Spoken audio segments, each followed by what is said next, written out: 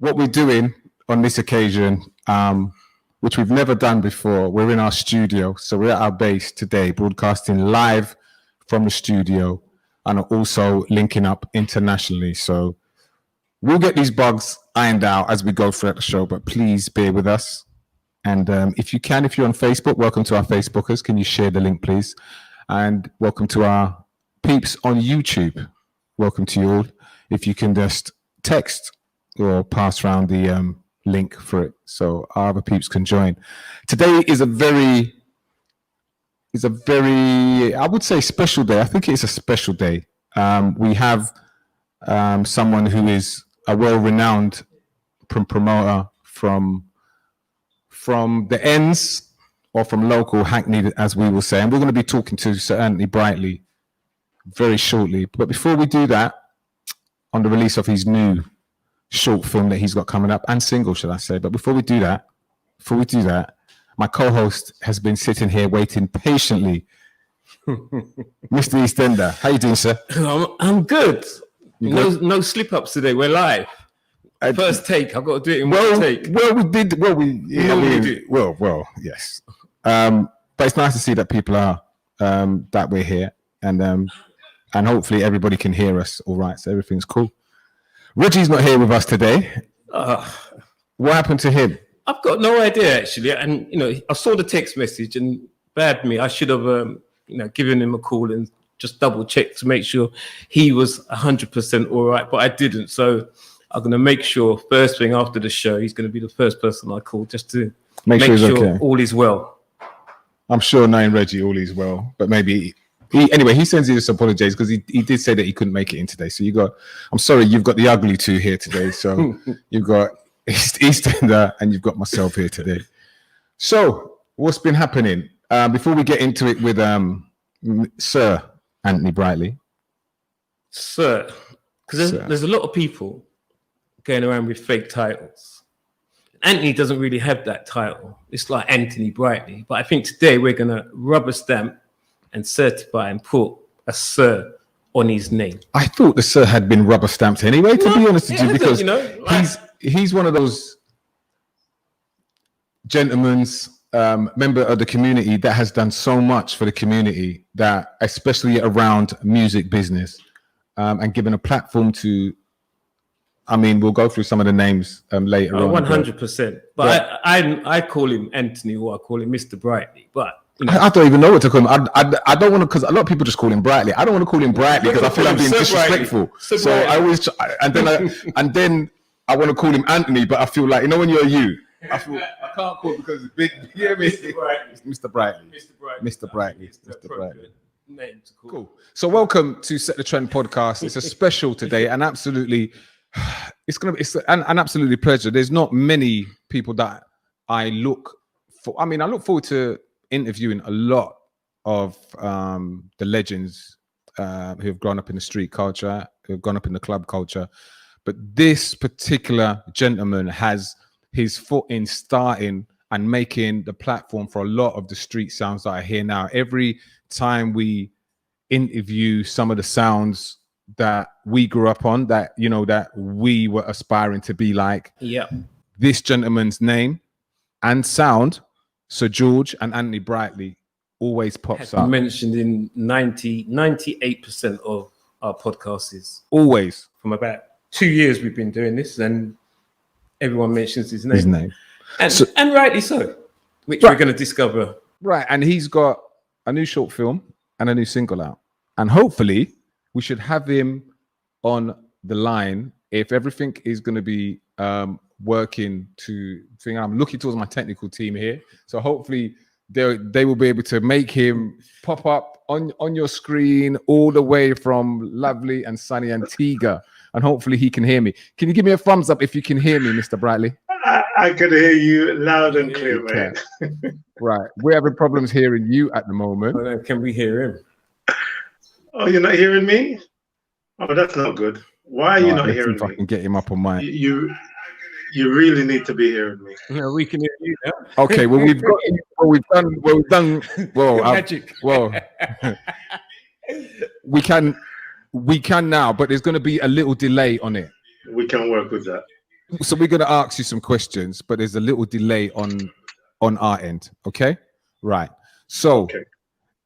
when we talk about Anthony Brightly, we talk about club owner, and let's go through some of the clubs that you've owned or that you've played or that you played a part of. So let's talk about Phoebe's. Let's talk about Oasis. If anybody went to, well, Phoebe's is the old, Phoebe's was before Oasis, and Phoebe's morphed into Oasis, which a lot of people went to back in the day. In fact, a lot of people went to Phoebe's when you was in there. It was Sir George, one playing on some of those nights in Phoebe's. You also was the owner of Maxim's in Dalston. Then you went on to own Chimes and Pegasus. I mean, who hasn't passed or played through your clubs? I think it isn't worth mentioning those names because there's probably be 2 or 3 sounds. So the sounds that has, I mean, you've had everybody from internationally known Stone Love, Mikey B from the Dream Team, originally before he went into the Dream Team.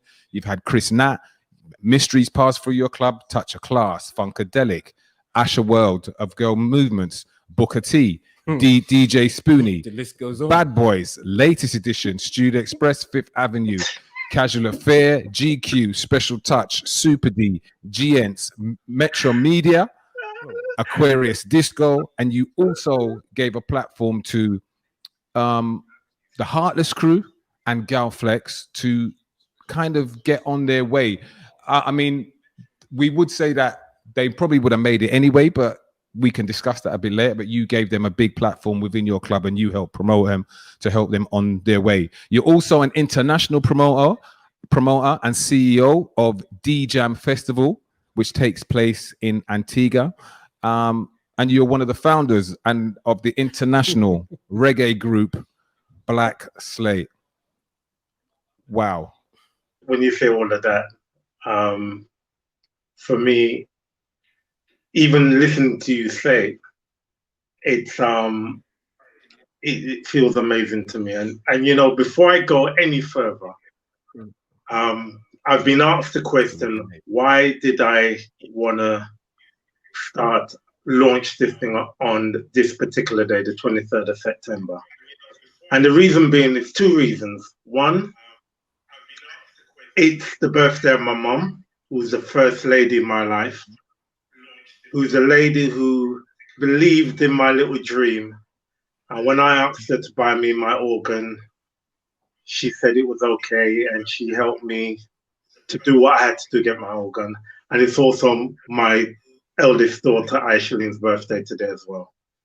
So to the 2 ladies in my life, it's their birthday today. One's gone, but one's living on and working with me. So happy birthday to my daughter, Aishaline, and big birthday to my mummy, big time. And really, without my mum believing in me, and then my dad following suit, all what you're saying would not have happened. And that starts why we're where we are. Somebody has to believe in somebody to be able to make something start. And when people come and ask, can I play in your club? Or can I play with your sound? Or can I? I wanted to play with somebody before, so it's automatically, because you might be the top #1 sound, yes, I might turn around and say, well, you can't play with me because you can't play good enough. But once you are of that standard and you can play good enough, then boom, you will get the opportunity. Same with the clubs. I would say to them, well, yeah, of course I'll give you a chance. But you have to work for that chance. Just like when I went to Cubies, you talk about Phoebe's, you talk about Cubies, you talk about Oasis. I went to Cubies and I said to the owner, your club's not working, you need me to play in there and I'll make it work.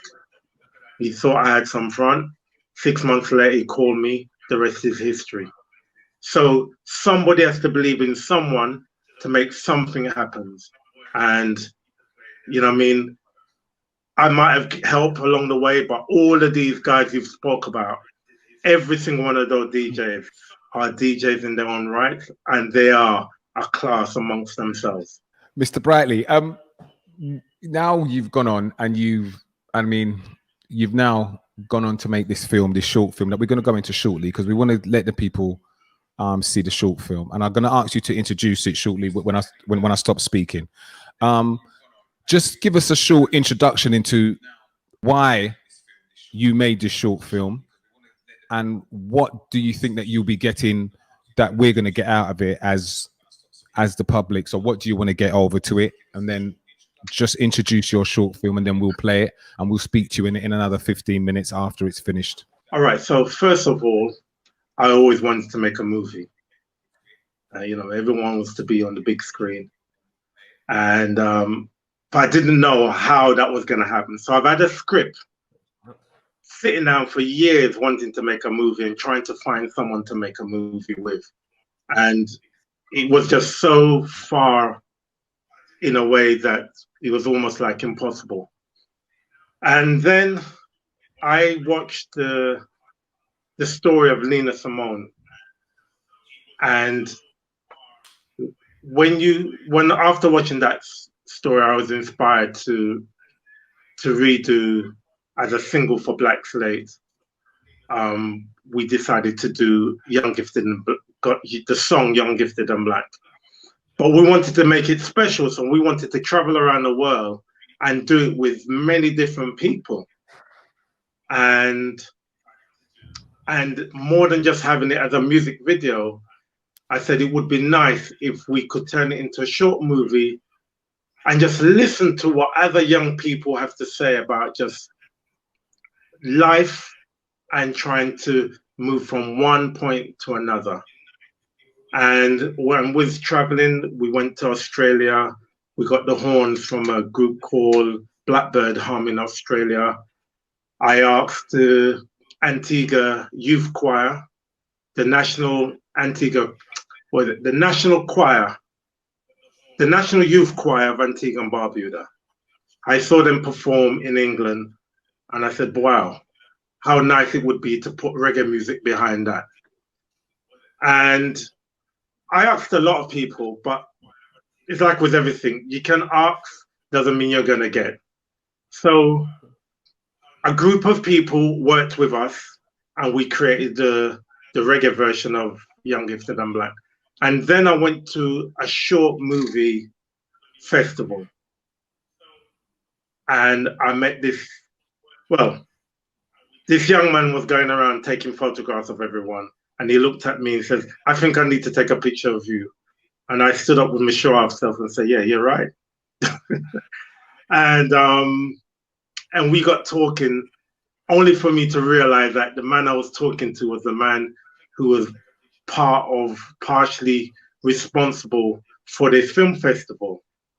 And boom, that was my introduction to saying, I want to make a movie. And it just so happened that he also watched the Nina Simone story, and he said it would be an absolute pleasure. And I did my bit, but this young man, and he's a young man, is really the man who's responsible for this movie, Daniel. So let's watch Young, Gifted and Black, the short movie. To be young, gifted and black. Oh, what a lovely, precious dream. To be young, gifted and black. Open your hearts to what I mean.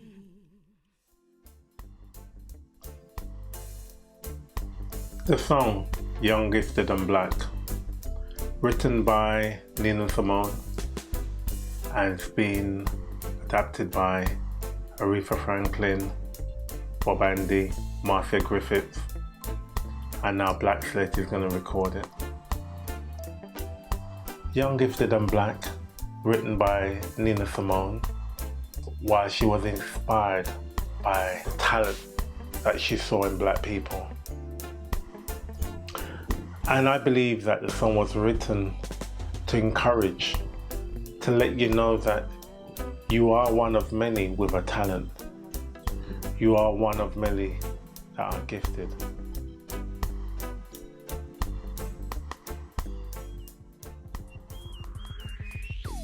Be able to receive some sort of guidance from somebody who believes in you, not from what they see in the physical world, because a lot of the times people who teach us are only teaching us what's been done already, like what's been seen already, and the teacher had to do it again. But to really be gifted means that you're doing it from the inside out, you know? You're inspiring someone from the inside out, or you're even feeling inspired yourself. All we do as young people is laugh, cuss, gossip. Laugh, cuss, gossip. When have you lot ever rise above that and said, you know what? Actually, I'm going to help this individual because I can see what road they're going down. Me. Fantastic. Give me a high five. I have done. Well done. Well done. I have as well. I like helping young people to find their passions and to help them to overcome any emotional challenges, because lots of young people, people experience trauma in their life. And sometimes they just don't have that emotional support at home or at school, and lots of kids are misunderstood, and I was one of those kids at school, so I can really relate to young people that are just misunderstood or as like palmed as a naughty kid rather than an intelligent kid that just needs to be engaged with in a different way. I had a youth worker when I was growing up, and it wasn't nothing like she had to do like loads of one-to-one work with me. It was just her presence and her like saying little things like, oh, Harry, what do you want to do when you're older? And I'll be like, I don't know. No one ever asks me that. And just little bits she'll say to me that made me, I think, go to uni, made me think that I can be more than just a girl from the estate. So, yeah. The thing that we have as black people is that we've got unison. The best example of that is culture, food, music. So, in my opinion, to be young, gifted, and black is to be able to appreciate what came before you and utilize that to make yourself better.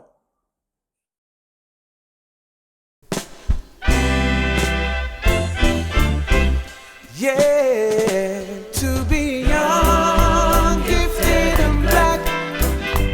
Oh, what a lovely, precious dream. To be young, gifted, and black. Open your heart to what I mean. Yeah, in this world, you know, there are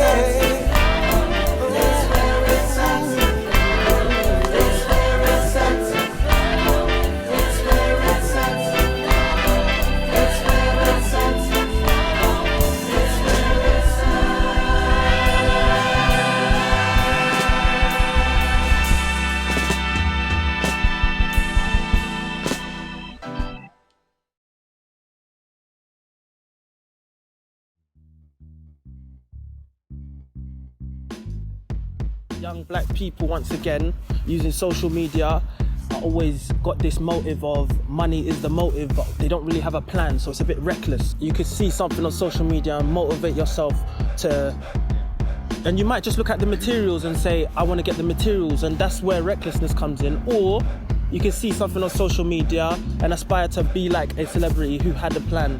Does that make sense? And I think the most important thing is the plan. You're looking at other people, you're not watching your own journey, your own self, what you got.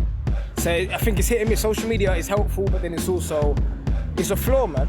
It kind of made like false hope, expectation, a lot of that, man. And it's just like, if you said it earlier, it's literally because you got to work harder than the white man. And it's like you're willing to put in that work and that fight. And you might put that work and that fight in and not get it anyway. Who's willing to stick around and put in that work? Young, middle age or old. Now, the fact that it's young, gifted and black, it means you have an early start in life to pick up the rein and run with it. You're gonna find a lot of negative thoughts come towards you because you weren't supposed to realize that you're gifted. And it might even come from your peers, you know? So it comes from a cross-section of the people. So you have to recognize the talent you have, whether it be a songwriter or a dancer, right across the board. You're here for a reason, and that gift you have, you must portray it and extend it to others so they can also benefit, just like how we can look back on that song Young Gifted and Black and relate to that many years after. And that's to me the most important thing with the idea of Young Gifted and Black. Yeah. To be young, gifted and black is not just something that's gonna happen overnight. It's a lot of things you have to endure. So I say, and you can't give up. As long as you keep that fire burning, keep that dream going, you see me? And knowing that one day you might have to turn around and mentor a youth who was young like you and bring him through and encourage him. You see me, I say, cause each one teach one. Today me have the baton, tomorrow you have the baton. It's like a relay thing, yeah, where, you know what I mean? So everyone have to teach one and pass on the experience, whether it be a drummer, bass player, or singer. Just stick to your goal and never be afraid to listen to whether a elder or a younger person give advice. You see me? So yeah. Yeah, I see Young Gifted and Black like, I don't know, like a mantra or something. For me, it's almost, it's like a feeling and a vibe, really, like of an everyday thing to kind of remember that. Even though, you know, you have your good times, and you shouldn't really forget your roots, you know, and that's what, to me, Young Gifted and Black is about, like the root of things, like, you know, when you're young, you know, that's, to me, that in itself is like, you being born is like a great thing. You know, we've been through a lot of oppression and things that's held us back, and it's like a daily thing to just remember. Yeah. You're young, you know, you're gifted. Gifted and black. And members say talent is a discipline. You see me, I say? Yeah. You have to have the discipline. No matter what it is, the discipline have to be there. Yeah. And you have to respect what you're doing. Finding space. Yeah? Finding space. How many options should there be? I just think that, you know what, there's got to be some form of belief in our culture. Yeah, there's got to be more people doing positive things. I believe that my gift has empowered young black gifted people to go on to sign contracts. Yeah? And then I would like to think that one day they will build a legacy. So I believe that if you're young and you're black, you're definitely gifted. This song, this movie, is to encourage each and every single one of you. With your talent, makes you different, makes you special. Not everyone's gonna understand who you are or what you're doing. And with most things that are original, it's not until it happens that people understand. But until that point, it's an uphill struggle. But if you believe,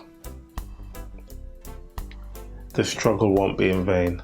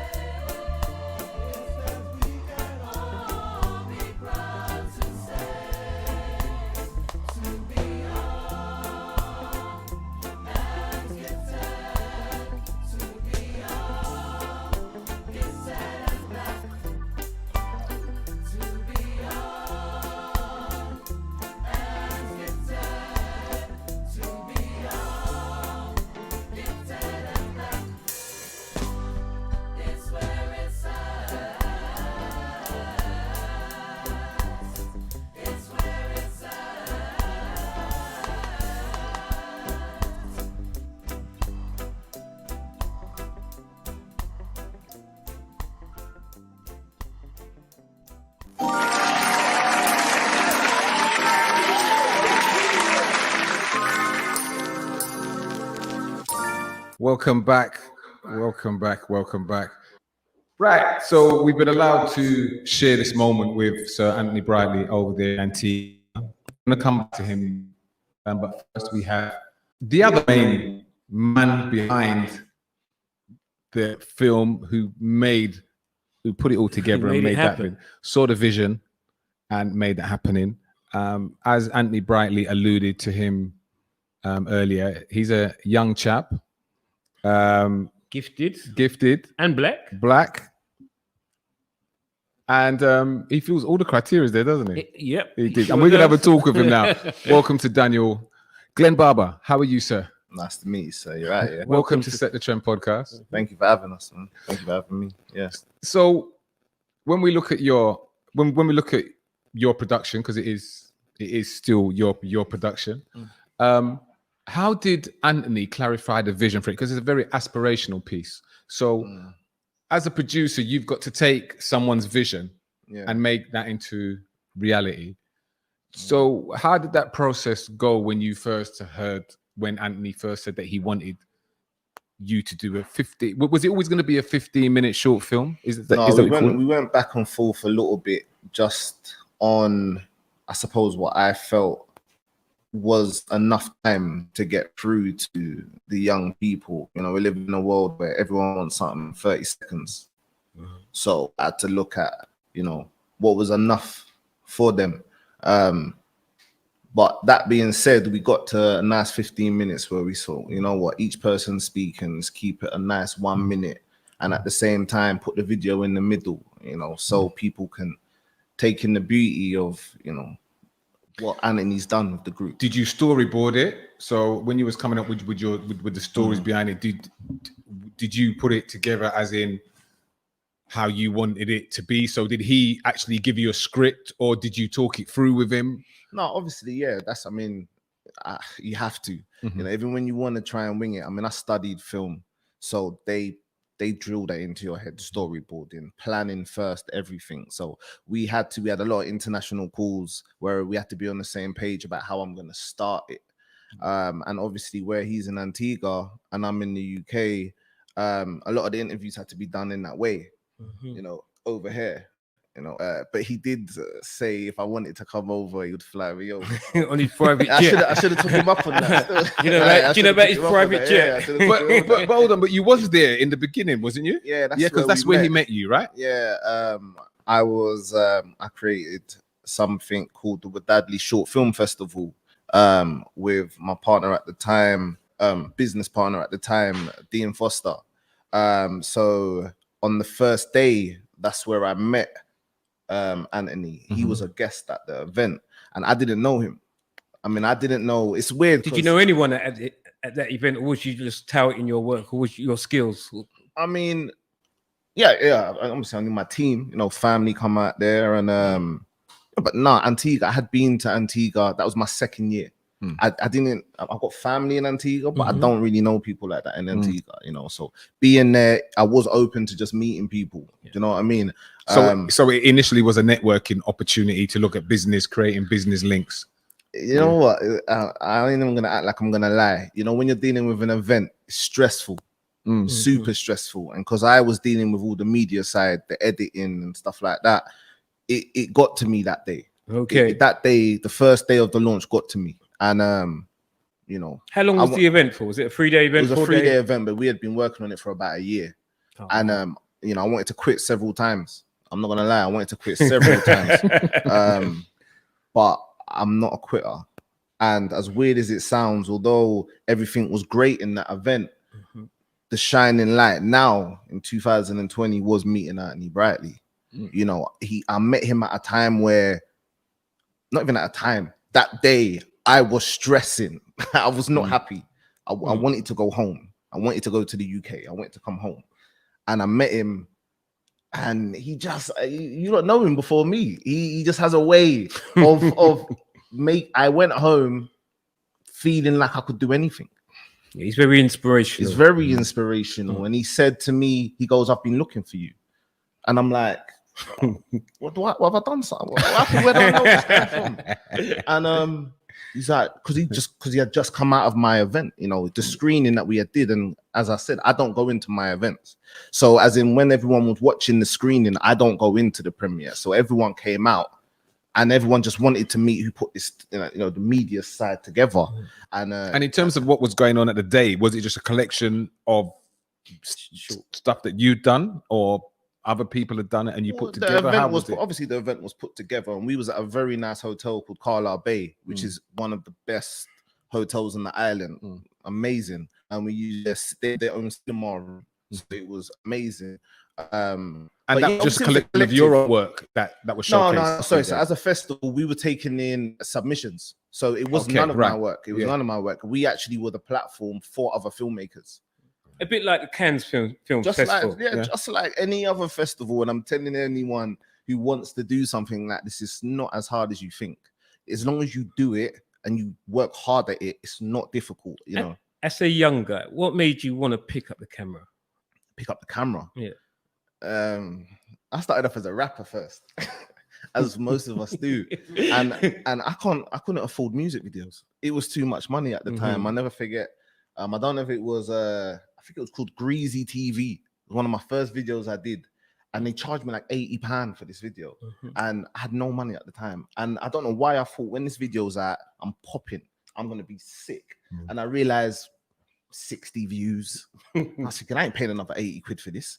Like, if it's not boosting me up to that level, so I thought I'm picking up a camera, I'll do it myself. Do you know what I mean? And I think, to be honest, no, I'm lying. I was in Ayanapa, and I've got a friend called Mr. M, who had a song back in 2010 called Dash Down. And I was supporting him when he was going around in Ayanapa and all over the UK, One Extra charts and all of that. And I was scared to perform. I'd always rapped with my friends in the block and stuff like that. You know what I mean? Like, the street rapping and that. And he was like, "Oh, you got to perform it. Everyone's just looking at you. They don't know you. They knew his song. I opened for him, but they didn't know." And I remember I picked up the camera, and even though M is my guy, he said, "Put the camera down. What are you doing? Like, you're a rapper. What are you doing? Like, you're performing. You're an Iron Apple. Why are you picking up a camera?" And I just stuck with the camera, and 10 years later, and that was your gift. I'm sitting there, Anthony Brightly, and you know what I mean, set the trend, and no mistakes. You know what I'm saying? No regrets. So we are where we are. So when we talk about what did you get from, you put that together. What did you get from that as the producer? Yes, from Young, Gifted, and Black. Do you know what it was?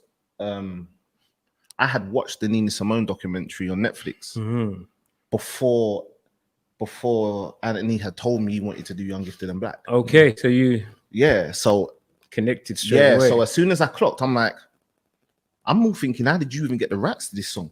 Do you know what I mean? Like Nina Simone's supposed to be, not even supposed to be, is a legend. Do you get what I mean? So I'm thinking, how am I this close to her legacy like that when so many people covered it? So yeah, it kind of hit me, but I was like, you know what, I'm stepping into this. This is my time. Like I'm gonna be a part of that. And I think I was very much trying to push the mentality that I need to look after my people, you know, the young people. I started 2019 was that year for me when I was like, you know what, I used to introduce myself to people and say I'm gonna win an Oscar, because I studied film, you know, and I wanted to move away from music videos and I wanted to be more creative. And I used to actually introduce myself. I'm gonna win an Oscar in 5 years. It's gonna happen.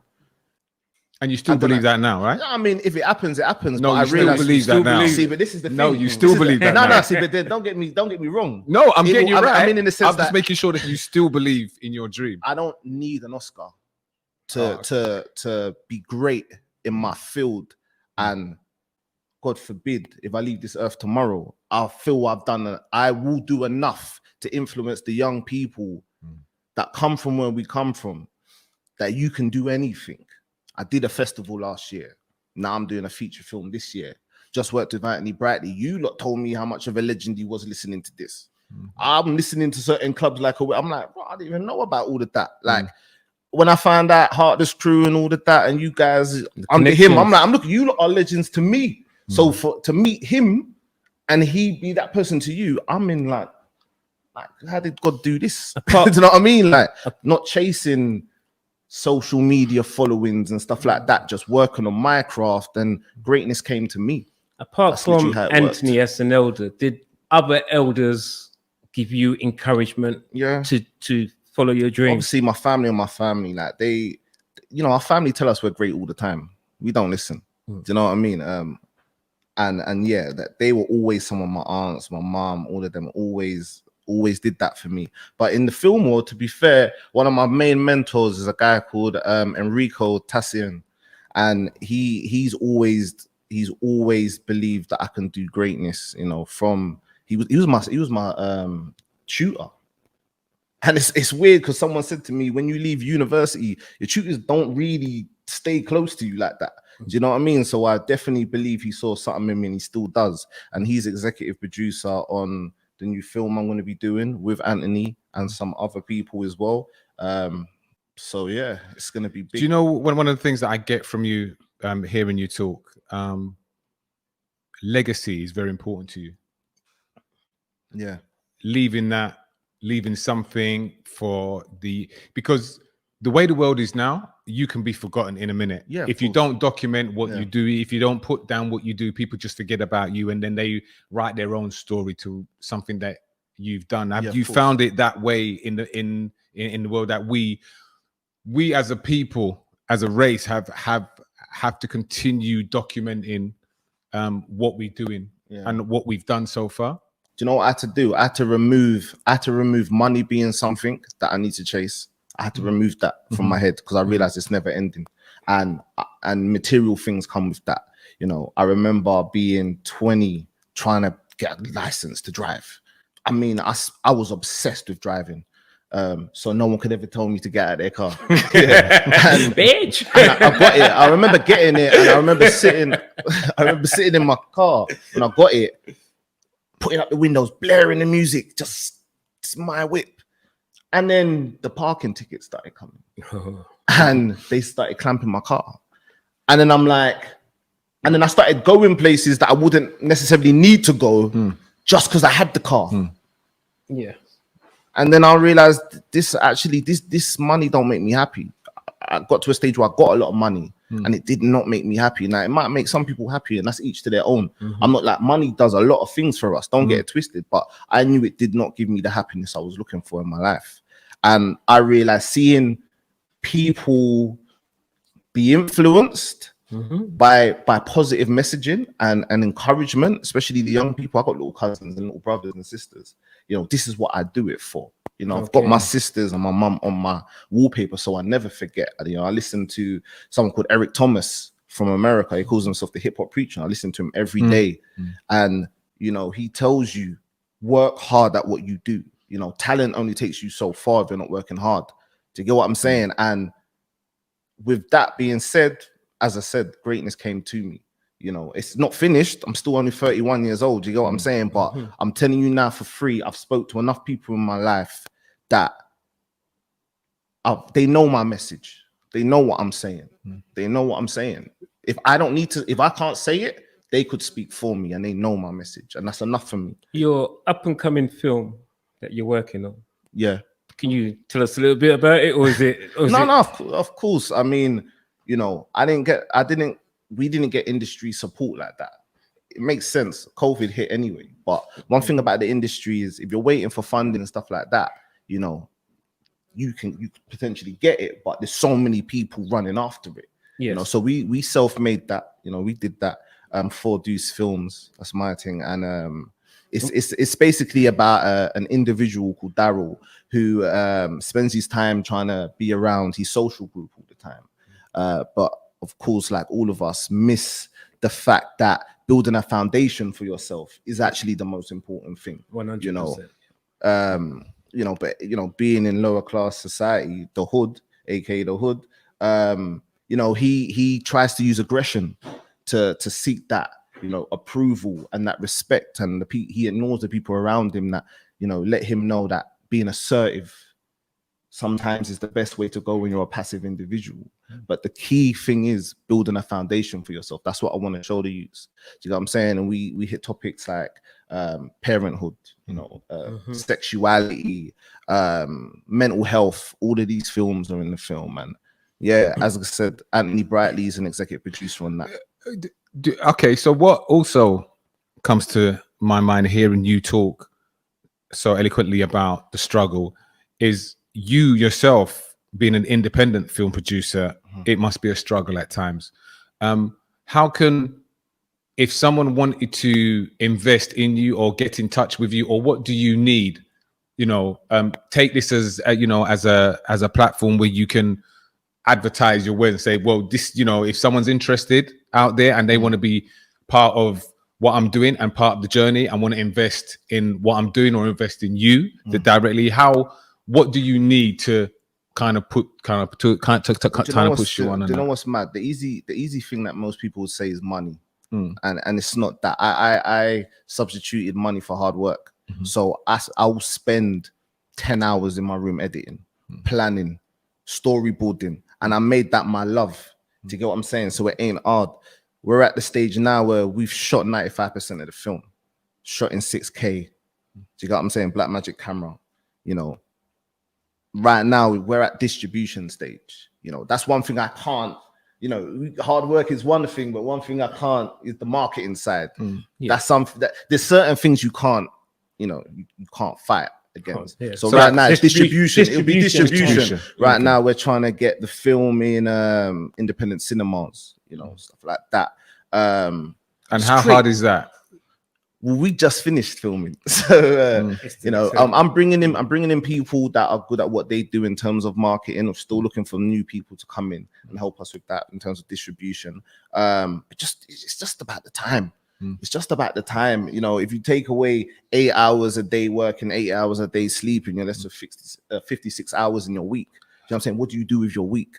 And if people see you as an inspiration and they want to get in contact with you, okay, yeah. 4Deuce Films at gmail.com. The Instagram is yesman4d. That's the hashtag that we're pushing for this film. So any details, anything you want to know about the film coming, obviously it's early days because we've just finished filming and this is where the marketing starts, but yesman4d. Before it reaches the screen, how long do you reckon? 6 months, 7 months, a Yeah, year? I mean, we're looking at a premiere in February. Genesis Cinema in February, and we're looking at a couple other independent cinema places. But yeah, that's the plan. That's to be honest, social media will be the last place it ends up. Okay. So we're trying to do it hard. We're trying to do it hard. Yeah, we're trying to do it hard. Maybe on an Amazon Prime thing or something like that. Yeah, for streaming and that. Yeah. All right, Daniel. Excellent. Thanks for coming on Set the Trend. Gifted and Black. Yeah, young. That's the thing. Young, Gifted, and Black. That, you know, again, Anthony's my executive producer, one of the executive producers on my feature. So it all ties in, and I wouldn't, you know, get there if it weren't for him like that. So respect, man. And thank you for having me on there, man. No, thanks for coming on. Thanks for coming on. And I think we still got problems with the line to Antigua, so we're gonna have to get Anthony back at another time to give us some more information about from his perspective about Young, Gifted and Black. But we've had Daniel here, and I think he's eloquently told us about the production and what's it about. So thank you for coming in. In that film, also the lead singer, just you didn't know, is Anthony Brightly's son. So his son has taken the mantle. He's taken up the mantle and he's working with Black Slate. So and he's they're very good. We did a show with them at the Jazz Cafe in August, and full of energy. The songs, the hit songs, popular songs, the Migos, Sticks Man. The catalog is good, and Black Slate. If you ever get an opportunity to see them perform, and of course we didn't mention he had a top of the pops, top 10 hit with Amigo. Amigo.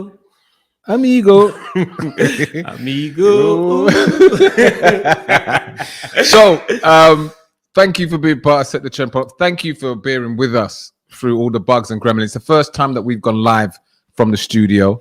We intend to do some more specials where we're live in the studio. It's the first time we've also had an international bit to the show where we've had someone from somewhere else who's just coming. So it's just been a bit technical today, but we'll get it perfect on the next show, guaranteed.